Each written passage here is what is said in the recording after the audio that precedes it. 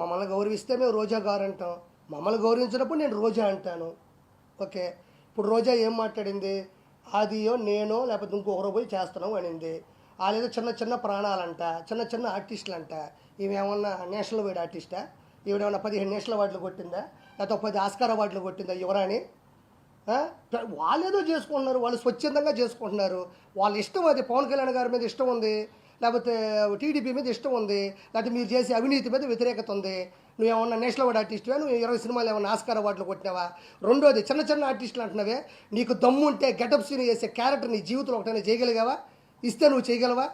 సుధీర్ ఉన్నాడు, కష్టపడ్డాడు, మ్యాజిక్ చేశాడు, వాడు చరిష్మాతో సినిమా హీరో అయినాడు. ఈరోజు అత్యద్భుతం, నీకన్నా 10 రెట్లు ఫాలోయింగ్ ఉంది. వాడితో నువ్వు పోటీ పడగలవా? ఇప్పుడు ఆది ఉన్నాడు, వాడు వచ్చిన తర్వాత జబర్దస్త్ చరిత్రనే మార్చినాడు. నువ్వన్నా కూకొని 3 పంచులకి జడ్జిమెంట్ ఇవ్వాలా? వాడు ఆది పాపం గంట సేపు ఏకదాటిగా నవ్వించాడు, ఒక ట్రెండ్ సెట్లో ఉన్నాడు. వాడితో నువ్వు పోటీ పడగలవా?